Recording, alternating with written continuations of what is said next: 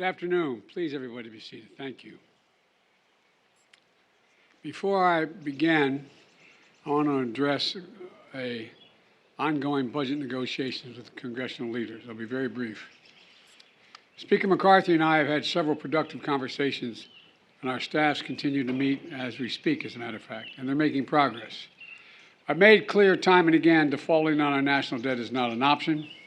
The American people deserve to know that the Social Security payments will be there, the Veterans Hospitals remain open, and that economic progress will be made, and we're going to continue to make it. Default puts all that at risk. Congressional leaders understand that, and they've all agreed there will be no default. And it's time for Congress to act now.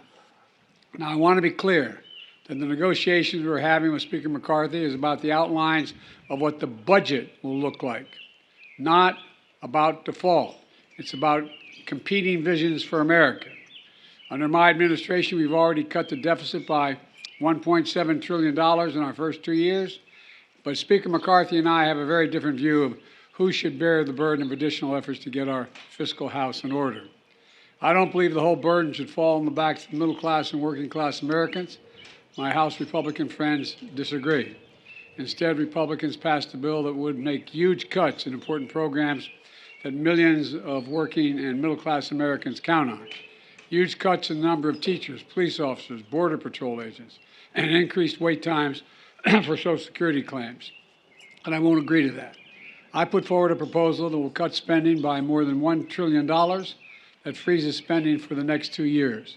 That's on top of the nearly $3 trillion in deficit reduction I previously proposed through a combination of spending cuts and new revenue raisers. I propose making the wealthy begin to pay their fair share, which will reduce the deficit, but it won't cut programs for hardworking Americans depending on it, those funds, in order to continue big tax returns for the wealthiest Americans, America and America's largest corporations. But we can reduce the deficit both in short term and long term with a combination of spending cuts on programs that help big oil and big pharma by closing tax loopholes and making the wealthy pay their fair share. I've reduced the deficit, I said, $1.7 trillion in my first 2 years without raising a cent and raising taxes above anyone making less than $400,000. The economy is growing. The only way to move forward is with a bipartisan agreement, and I believe we'll come to an agreement that allows us to move forward and that protects the hardworking Americans of this country. Now, for the reason we're here. I'm sure you didn't come to hear that. Vice President Harris, Secretary Austin, Representative Calvert, Representative Calhoun, Calhoun's not here, McCollum. And I want to thank you all for joining us. And Chairman Milley, I want to start by thanking you. I really mean it, for your years of service as chairman and for your lifetime of selfless commitment to our country. And I also want to thank your incredible wife, Holly Ann, and your 2 children, Peter and Mary. You know, your family has served alongside you every single step of the way, and our entire country is grateful.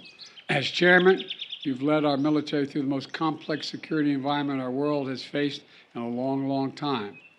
And we've strengthened our alliances from NATO to the Indo-Pacific and built new partnerships like AUKUS. We've anticipated new threats in domains like space and cyber.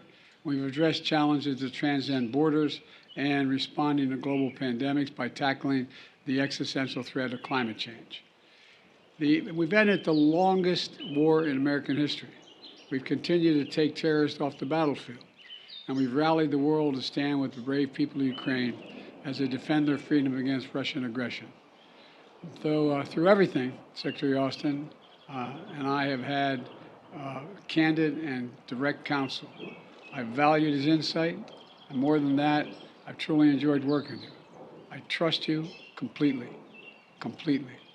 You've helped set our country and our military on a course that will put us in the strongest possible position to succeed in the years ahead. I'm looking forward to continuing our work together as you finish your term and prepare to pass the baton to your successor. So today, I have the honor of introducing my nominee to be the next chairman of the Joint Chiefs of Staff, General Charles Q. Brown, Jr. General, welcome. General Brown's a warrior, descended from a proud line of warriors. His father, a U.S. Army Colonel, C.Q. Brown, served in Vietnam. His grandfather, U.S. Army Master Sergeant Robert E. Brown, Jr., led a segregated unit in World War II. And the command pilot, General Brown, brings to this role more than 3,000 hours of flying experience, including 130 combat hours. He knows what it means to be in the thick of battle and how to keep your cool when things get hard. Like when your F-16 was on fire and you returned to the base in Florida in 1991. CQ had to eject more than 300 miles an hour, landing in the Everglades. That's a lot of fun, huh? Well, I tell you what, he was back in the cockpit the next week with a new call sign, Swamp Thing. New call sign. I asked him inside the Oval what it was like, but I'll tell you about that later. General Brown is also a warfighter who's commanded in Europe, the Middle East, and the Indo-Pacific. And he has an unmatched firsthand knowledge of our operational theaters and a strategic vision to understand how they all work together to ensure the security for the American people. And while General Brown is a proud, butt-kicking American airman, first and always, he's also been an operational leader in the Joint Force. He gained respect across every service from those who have seen him in action and have come to depend on his judgment. More than that, he gained the respect of our allies and partners around the world, who regard General Brown as a trusted partner and a top-notch strategist. No matter how complicated the mission, from helping build and lead the coalition now of more than 80 nations strong to counter ISIS threats in the Middle East, to positioning our Air Force for the future in the Indo-Pacific, General Brown has built a reputation across the force as an unflappable and highly effective leader. As someone who creates an environment of teamwork, trust, and then executes with excellence. And someone who smokes a mean brisket. Understand you have that smoker still with you. You carry that around everywhere you go. What was it in your? I won't ask you. But General Brown said he doesn't play for second place. He plays to win, and that's obvious. That mindset is going to be an enormous asset to me as Commander-in-Chief and to the United States of America as we navigate challenges in the coming years. Over the past 3 years, as Chief of Staff of the Air Force, General Brown has become known for his signature approach: accelerate, change, or lose. Accelerate, change, or lose. General, you're right on. As I've often said, our world is at an inflection point where the decisions we make today are going to determine the course of our world for decades to come. And to keep American people safe, prosperous, and secure, we have to move fast and adapt quickly. We have to maintain a combat credible force capable of deterring and defeating any potential threat. And we have to manage our competition with China and meet the reality of renewed aggression in Europe. And we need to make sure we retain our competitive edge in an age where emerging technologies from AI to 3D printing could fundamentally change the character of conflict. With General Brown as chairman, I know I'll be able to rely on his advice as a military strategist and as a leader of military innovation, dedicated to keeping our armed forces the best in the world, and they are the best in the history of the world, and that's a fact. I'll also be able to rely on him as a thoughtful, deliberate leader who is unafraid to speak his mind, as someone who will deliver an honest message that needs to be heard, and will always do the right thing when it's hard. That's the number one quality a president needs in a chairman. And that's the leader that all Americans met 3 years ago when General Brown gave an unflinching video testimonial sharing his own experience of racism and his deep love of our country, to which he has dedicated his entire adult life. It took real backbone and struck a chord not only with our military members, but with Americans all across the country. CQ is a fearless leader and an unyielding patriot. And that's why 3 years ago, he was confirmed by the United States Senate 98-0.